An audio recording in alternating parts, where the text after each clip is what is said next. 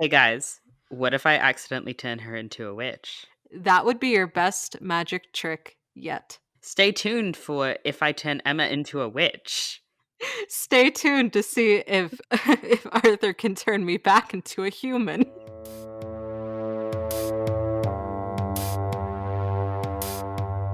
Hello, theologisters, sisters, and misters. Welcome to the coven.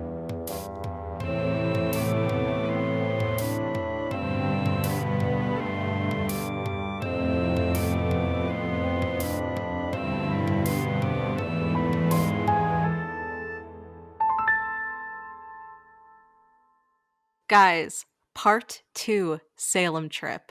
This one's about me. So, if you listened to part 1, we talked about, our experience in Salem for the first time, the fact that I went up and visited Arthur. Just to touch on it again, yes, we were quarantining. Yes, we were very safe. I was COVID tested afterwards, came up negative, just to be safe. That being said, we talked about the Witch Museum, the trials, and then we talked about the witch shops.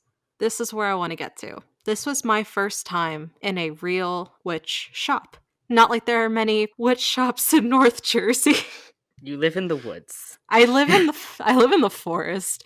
It's more likely that there's just like a witch hiding out in a cottage somewhere than a shop. Become the forest gremlin that you were destined to be. But I went into the shop with Arthur. I was immediately blown away because the first shop that we went to was so underwhelming and the shop was so overwhelming. And whether or not I picked up on that energy, I mean, I guess your call is as good as mine. To me, vibes. It was the aesthetic of the shop. It was how it was set up. It was the size of the shop. It was the variety of what they had. It was so much different than the previous shop. I was so intrigued, especially because Arthur was like, "Oh, this shop is legit." I said that when we first walked in, didn't I? Yeah, you did. We walked in and you were like, "Oh my god, this shop has like the oldest living witch in Salem and she's famous." We tried to get a tarot reading. We didn't know we had to book it in advance. Oh, it wasn't just a tarot reading. There were like palm readings too. When we go back, I'm saying this when we We're go back, scheduling. we will schedule with her. Maybe we can record it. I don't know. We'll have to ask permission. But that being Mhm. said, I'm very excited because the story is just really fun. Okay. I let Arthur go off and do his own thing. We're both introduced basically to the shop because it was just us in the store. A lot of Salem was just us. We went, in a time of year where there's not a lot of, people coming and going. We did that on purpose. I think one person came in while we were there and left Yeah. pretty quickly. So the shop clerk was this cool, badass lady. She was so sweet, so informative. So she introduced us to the shop, talked a little bit about, who they are, what they have. You could tell that she's not only has she probably been practicing for years, but she was so passionate about it. And, And she was very culturally sensitive towards the white sage thing, oh and I yeah. very much appreciated that. No, she was great. Like she was She gave so me, like, cool. 4 different alternatives to it. Insane. Honestly, I don't think there's a better job out there for like this one specific person as like the most knowledgeable young witch working at like the coolest witch shop in Salem. I hope they pay her well. If you're listening to this at all, I don't know if you are, You're probably not. but if you are, thank you so much for the Yeah, you were experience. really cool. Wanna hang out sometime? Hey, you want to come on the podcast? But no, it's seriously like I want to be your friend. She was so rad. And honestly, if it wasn't for her, I don't think what happened next would have happened. Arthur is, off doing his own thing. We talk about that a little bit at the end of part 1 for this little mini series of our Salem trip because I wanted to give him some space to really feel out, his magic items and what he thought was relevant and all of that. So I gave him some space. So I was just kind of seeing what was around. When in Salem, do as the witches do. I wanted to come out of that shop with something. I didn't know what. I had one idea in the back of my mind, which was my mom's birthday was coming up, and she's not very spiritual, but she's very connected to the idea that her mother, who had passed, I think when I was 2, that she's around and talks to her and that kind of thing, and which I think is very sweet. So I need to say that this means Emma walked into a witch shop with intention. Shut up. My god. Arthur, shut up. No, you Arthur, did. Arthur, you're embarrassing me in front of the audience. A skeptic walking into a witch shop with So a intent. skeptic walks into a witch shop. What's the punchline? I don't know. We'll get there. So the first thing I ask this awesome kick-ass lady is that I wanted to get something for my mom that would somehow enhance her experience of talking with the spirit of her mother. And whether that's legit or not is up to her. Listen, that one over there, he's the witch. I'm the opposite. That being said, I am so curious about this stuff. The first thing that I asked her about, because I know nothing, I walk into the store and I'm stupid baby mode. Like, I mean, all I know is pretty rocks. That's about it. So, You don't even know the meanings behind the rocks. You no, just know I'm just really good pretty. at I'm just really good at naming them. At least the really popular ones I'm good at spotting. But so I ask her and I'm like, listen, my mom is very connected with her mother's spirit, talks to her, all of that. Is there anything that you sell that would somehow enhance that connection or allow her to speak with her better or anything like that? And what was in my head was like dowsing rods, which I don't even think they had. Those are more for like ghost hunting and all of that. Um, which is why it came to my head, because I think ghost hunting shows are super fun and they're in the back of my mind. So, and she was like, "Well, we have this candle, this massive candle to enhance communication with the dead." And to me, that just it sounded a bit intense. Just a little bit. So I was like, nah, maybe not that. And she's like, "Oh, we have pendulums." And I was like, "Oh, pendulums, you say?" So she takes me over to this rack of pendulums, and Arthur is standing not that far away and sort of like sneaks up behind me. And Wasn't that sneaky, was I? you're always sneaky. Damn it. Sneaky, sneaky little snake, little rogue, little snake rogue. Rogue Slytherin child. So, and she starts talking to us about pendulums and how to use them and what they do. And she tells me to find the pendulum that reminds me the most of my mom, and that would be the one for her. Now, I have to admit, because she was like, "Oh, like, the one that you feel like connected to, that you feel a spark or that resonates with you." And I have to admit, I didn't feel any of them particularly resonate with me over one or the other, but I did gravitate towards rose quartz. They had a couple different stones. I did gravitate towards the rose quartzes.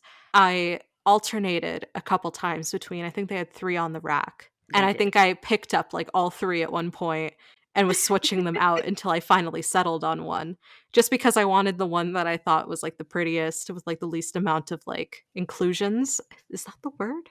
Whatever, crystal stuff. And, Arthur got his own pendulum. It was a aventurine, right? It was aventurine, yes. So and she gave us, like, a little demo of, like, how to use it. Um, basically said, like, Which this is is when I some popped up because I've never done it. I was really excited to learn.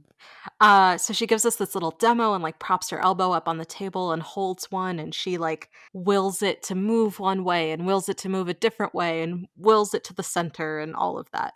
Now, whether or not it's partially how she's holding it or energy or whatever explanation you want, it was still really cool. Emma, it could not have been because when she said to stop, it stopped dead in its tracks. I watched her hand moving and like her arm moving, and it didn't move at all. Well, then fuck me. I was trying to be the skeptic because No, I she wanted to was make really sure before cool. purchasing. Well, yeah, obviously. That being said, it was a really cool demonstration. Yeah, and that's very much out of my zone. So I was like, I need to see how legitimate this is. So, but basically, she wills this pendulum to do a couple different things, teaches us how to use it. So I want to point out since she chose rose quartz, It's rose quartz. pink. Well, yes, it is pink. It's also known as a healing crystal and one of unconditional love. It's good for emotional support and relationship healing, compassion, peace, calm. She can use all those things. Yeah, so So it worked out. I mean, I almost picked up an amethyst one, but I don't know. I felt like she deserved it as a cute little rose quartz. So that was, the first thing. And now I'm still having this conversation with the store clerk, and I'm like, listen, I want to experiment in some way. There's so many cool things here. Is there anything for an absolute ignorant beginner? And she actually pointed out that they make these little DIY spell kits. So it's like an all inclusive little baggie with everything you need to complete a spell, including, you know, uh, whether, like the candle and symbols and little and like herbs and oil and whatever it required, it was all right there, even like the spell that you would actually speak. So she pointed these out to me, and they each had like their own little meanings. So like there was like a love one, because of course there's a love one. One's for like protection and basically the main stuff that you would think of, right? And then she pointed out these two, which of course I was like, well, if I'm going to use magic, this is what I would use it for. She pointed out these two. One was a money spell. Yes, please. And the other was a fast luck spell. This one got to me because about 2 days, 1 or 2 days before that, Mhm. Arthur and I were traveling in Boston. And unfortunately for me, on the way back from Boston, I had left my bag on the train like a dumbass. And goodbye items. I Got was devastated because, first of all, I beat myself up over it because I feel like a lot of people could relate to that. It's like, you fucking dumbass, stupid idiot. Of course, everybody And I makes came over mistakes to you and like I was that. like, "No, shut the fuck up, you dumbass. This is why you're a dumbass." Shut up and get over it because I love you. Ugh. It wasn't even just shut up and get over it. It was like, "Shut up, we'll fix it somehow." I didn't have any plans. I had no idea what I was gonna do, but I was just like, "I can't We're gonna stand figure it seeing out. Emma cry." I haven't seen that since she was 14. Listen, it fucking got to it was a long day, we were out in Boston, I was tired, and I don't have the best memory, and but it felt like something so dumb and so simple, and there was nothing I could do about it. And so, I called, the train station, and I was like, "I left this item, this is what it was. Can I get this back? How do I get this back?" And they basically told me that it's up to, whoever comes and sweeps the train afterwards, like whoever comes and like cleans up everything and does like an inspection to make sure, I guess, nobody's staying. I'll Ugh. say that particular train only had 3 more stops, and there was almost nobody on that train. So, S- Boston, I'm calling you out right now. Basically, it was never returned. Yes. I had called their lost and found several times to the point where the lost and found decided to block my number without giving me any answers, which was fun. And then I called them because I'm a Massachusetts number and they picked up. And then I grabbed the phone. I was like, "My shit," and they were like, "Oh, fucking hell, lady." But obviously, I was very upset for good reason. No one seemed to care, and no one returned my bag. I was hoping that through this fast luck spell, maybe if it worked, my bag would be returned. Maybe for some reason, just it didn't come in. Maybe they were holding it, and like maybe this particular train, they only give their lost and found stuff at like the end of the week. I don't know. Maybe this train wasn't returning to the station for like a day or two. All I knew is that there was still a possibility that I could get it back, and I thought a luck spell wouldn't hurt. So, I buy a couple things at this shop. Out of all the places in Salem, it was a great place to, spend some money because they're a great little shop and I wanted to support their small business. And learn some things. And I learned so much. And no, and it was a great experience. Again, like that lady made it for me. If she did not like walk me around and give me like the full ass tour, like I probably would have walked out with like next to nothing. So what I wound up doing is so I got the pendulum. I got one money spell, one fast luck spell. I picked up like one or two extra like little mini candles and a little candle holder, excuse me, and a little candle holder along with a little box of matches that they sold. I think that was roughly everything. And that was Mhm. my little haul. It wasn't that expensive. I think all of that combined was like $50, 50 something dollars. It really was not that bad. I Um don't know what mine was, but it the was last thing you were looking at was the price tag. yeah, it was the only thing I can remember is that it felt cheap for which items because of the quality of the shop and the items themselves. Exactly. Like, it felt like a steal because of the quality. And again, we were comparing this to that previous witch shop. Just was so underwhelming and a big disappointment. Like, I was also comparing just to general witch shops as well. This is not my first witch shop. this was mine, so I didn't have much to go off of. So to me, it was like night and day. So that night, we get back home to Arthur's apartment. You asked a very interesting question about where you could put the spell. Emma gets home and she wants to do the spell. And I'm like, okay, sure. And she asks me, can I do it on your altar? And my Well, immediate response, you didn't know, I know, but my immediate response, like it was almost a snap response, was no. I was like, well, okay then. I'm glad I asked. I was like, you don't do that. You don't work with Morrigan. You should not be using her altar. In my defense, It's I my was like, altar, there please. is a designated place in this apartment for witchcraft. I know it's an altar to your goddess, but I guess in my head, it was just like, it is an altar for witchcraft in general. So I just thought it was the place to do it. But of course, I asked before I did anything, and I'm very glad I did. I don't think she would have done anything negative, but it's very invasive. So you set me up on a different little small table.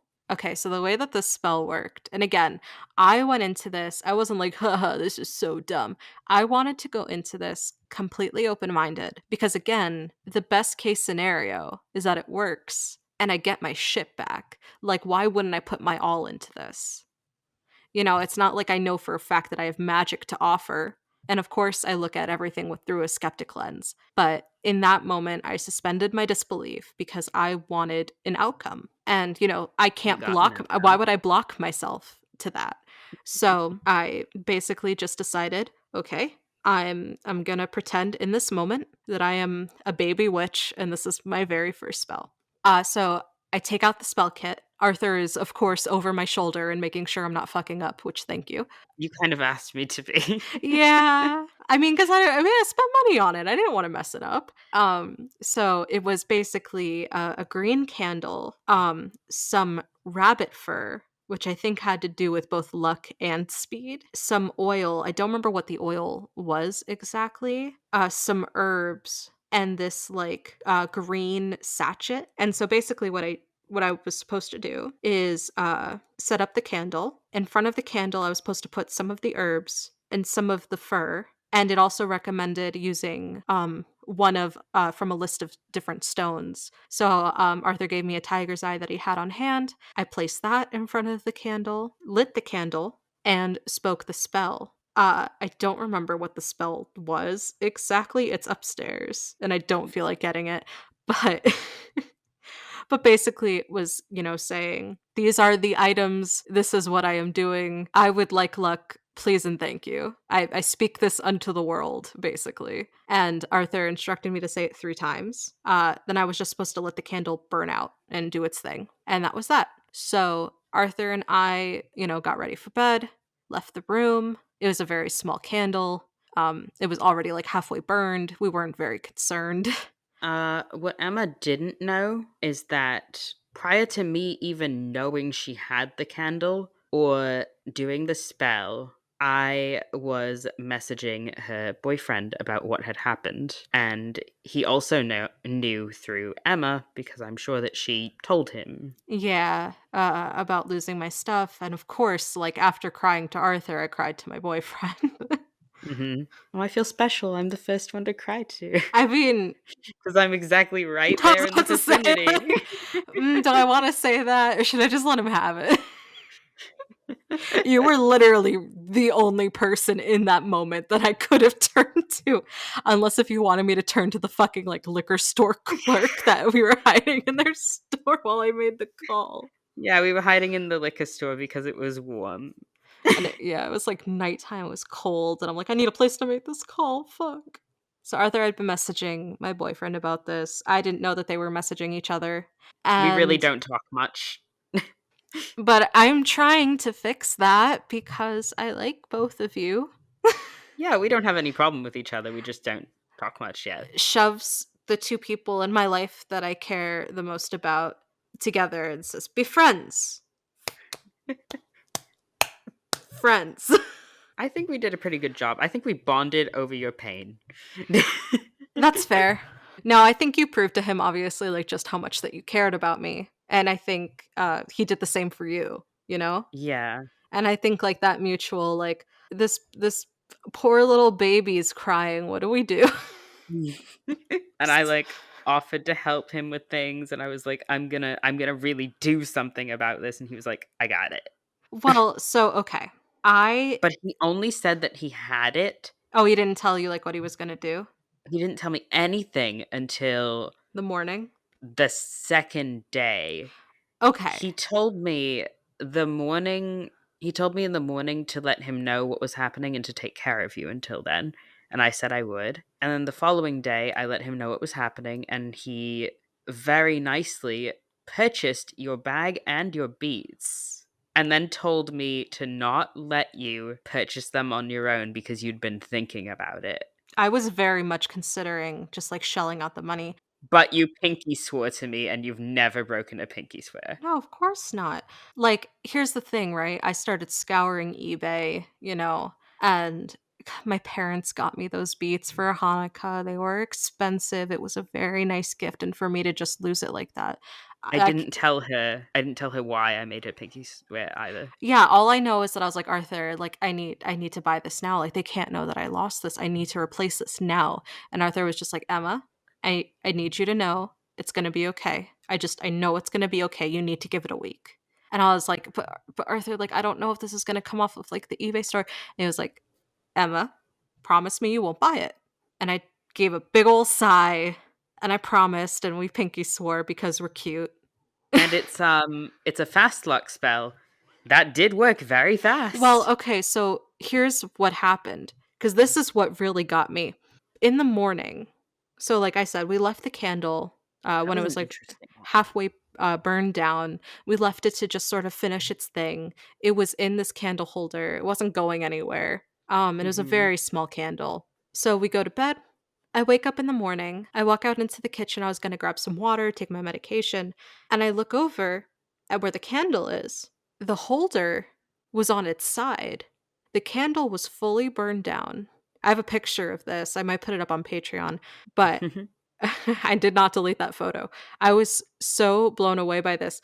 The candle holder itself was on its side. The candle had completely burned down in the holder. There was no scorch marks. It was on a piece of paper towel, so it would have been very easy to tell if the paper towel had caught on fire. There was no wax on There it. was no wax. There was a little bit of green residue from me wiping my fingers after using the oil on the candle. I had to like rub oil on the candle and it made some of the green from the candle come off on my fingers. But other than that, like the only thing in my head that would have made that holder fall over is if it was top heavy from the candle, but the candle had not touched that paper. And And the other thing is mhm. the satchel was supposed to be on your left-hand side, and you tied it to your left wrist when we went to bed. Yes. So after I spoke the spell, I was supposed to take I guess the spell ingredients and put it into the little green sachet that came with it, and I was supposed to keep it on my left side. So I just put it around my wrist. I tied it off, put it around my wrist, and I slept with that. So and then as I said in the morning, the holder fell over, and I'm trying to rationalize this, and I don't know what this means, in witchcraft. And I'm trying to explain it, but I'm also a little bit confused. Confused in witchcraft. And so I'm basically like, Arthur, why did this fall over? And you looked so concerned. Your first expression was, oh no. and I thought something like went horribly wrong, and I'm like, "Oh god, I probably just cursed myself and my family." I'm I'm probably gonna have We're gonna like be homeless. I'm probably gonna have like 30 years of bad luck, and it's in Arthur's house, so he's gonna get affected. Like, I had no idea what to think. Cause, Well, I have curse banishment. It's fine. but like, you know, because again, suspending all disbelief, I wanted the spell to work. And now there's this unexplainable thing that happened.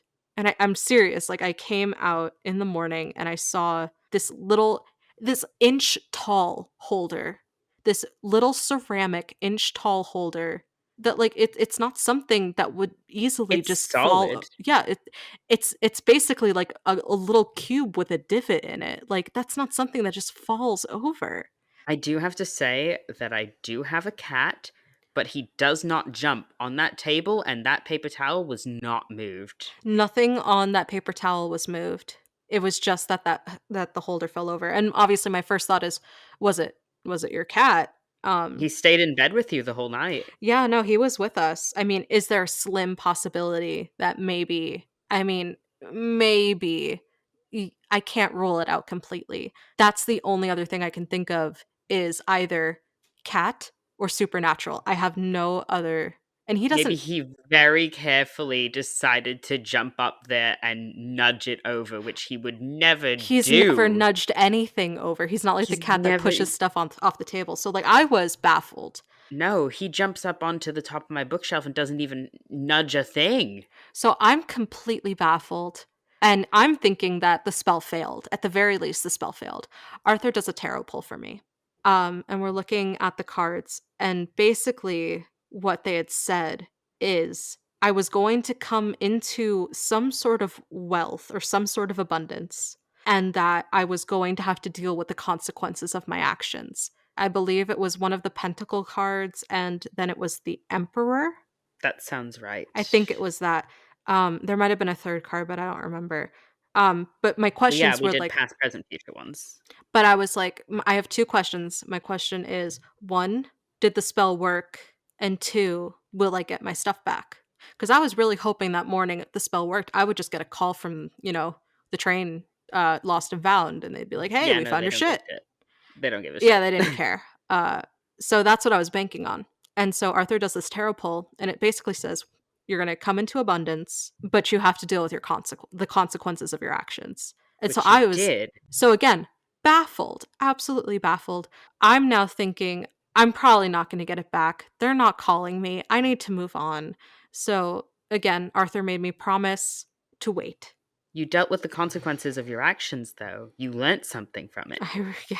And so, It was a learning experience and then I find out a week later, that the city is an asshole. well, that the city is an asshole, yes, but that my lovely, wonderful, incredible boyfriend shelled out the money and replaced it for me. Which And I only knew after that spell. the He morning didn't tell after. me. No, it was like 1 or 2 morning. No, it was 2 mornings after, I think. Because he told me to tell him if they called. And if they Mhm, didn't call, he made me yeah. wait about 2 days before saying, I just bought it. And I was like, I'm sorry?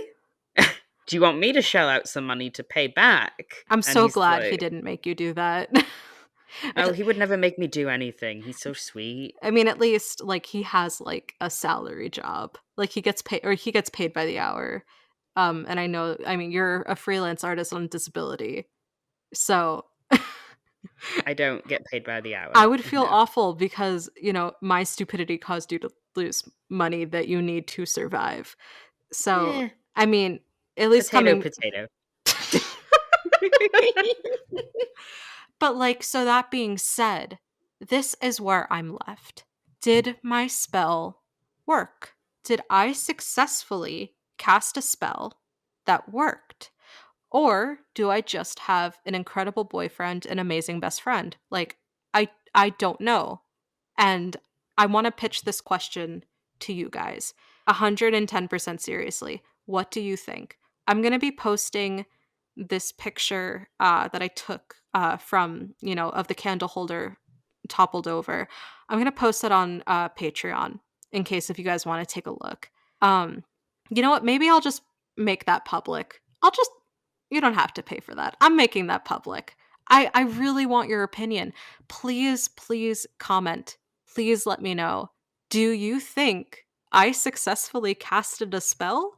Or do I just have a very sweet, amazing, incredible, wonderful boyfriend and best friend combo? Now, my personal opinion as a witch, I will give. I don't fucking know. Mood. But I would like to believe that the spell worked because of the tarot pull. The Hmm. fact that I didn't know what this good luck was going to be until way after this, Right. nor did I know you were going to cast it, therefore I was not influencing it. Hmm. And the fact that you had intention immediately and opened your whole mind to that one. I really put all of myself into that because I was like, I'll do like anything to get like this $300 item back. And you got it. In some roundabout way. Yes, I did. Spells do not always, if ever, sometimes, uh, work the exact way that you expect them to. Remember when I told you about Morrigan and the uh, I want money from commissions, and she took that in a different way? Oh yeah, that your friend of like a day just like gave you money. It's like, "Here, have it." Yeah. She was like a neighbor, and I helped her, and she was like, "Here, have this." And I was like, I did that out of the kindness of my heart. No, no. No. Keep your money, please. So, here's the thing. I'm probably gonna do the spell again. Don't Uh, do it until you need it. well, here's the thing. I had an interview this morning. Mm. And I'm also really trying to be considered for actually a different job. Like, I'll be happy to get any job, but there is one job that I really want to hear back from, and I'm also being considered currently for a position. I think I'm gonna do the spell tonight. Okay, Uh, I'll when is the response that you're getting this? hopefully within a week. I think you should do it the night of the 27th, as that is a full moon. Night of the 27th. That is Saturday. Yep, that is Saturday. Oh, I'll be So at do it Saturday night. Jan's. I don't think I should bring witchcraft into Jan's room. His room is very flammable, Arthur. Set it ablaze. Arson! Arson! Arson! You can do it tonight, but it would be more powerful on a full moon. Well, isn't okay, but the moon is like fucking massive tonight, is it not? A full moon tonight? It's a full moon on the 27th, not the 25th. It's almost a full moon, Arthur. The moon's pretty as fuck tonight. It's a big moon. It's visible. I'd say do it. I'm gonna do it tonight. I will give you guys an update. So this was the end of our little Salem series, but this is not the end of my little mini journey with my tiny itty bitty DIY spell kits. Um, Hey guys, what if I accidentally turn her into a witch? that would be your best magic trick yet. Stay tuned for if I turn Emma into a witch. Stay tuned to see if if Arthur can turn me back into a human. Oh shit. All right, guys. Thank you so much for listening. I've been wanting to share this story with you for weeks now. This is so much fun to finally be able and just like say it all at once, word vomit style. Thank you guys so much for listening. If you haven't heard part 1 of our Little Salem series, I highly encourage you to go back, get some context. Our trip to Salem was incredible. Of course, we took every precaution in terms of COVID. Please stay safe. Wear your mask. Wash your hands. Keep your distance. Use hand sanitizer. All of it.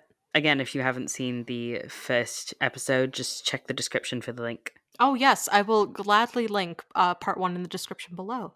That being said, if you guys want to see that picture I was talking about, follow the link to our Patreon. I'm going to make it public. Seriously. I want you guys to see this. Please comment down below. I need to know what you guys think. That being said, while you're there, hit that subscribe button. I feel so weird whenever I talk about this, but I'm going to do it anyway, because that's how people actually get subscribers. Hit that subscribe button. Hit that like button. Smack that bell button. Just give that bell button big ol' spank. That being said, we love you guys. We do. This is fun. Please interact with us. We're And lonely. thank you for supporting us. We're lonely and we want more friends. We're lonely. We're so Please. lonely.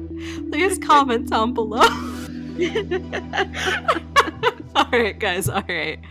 Stay spooky. We love you. Stay spooky. Bye. Bye.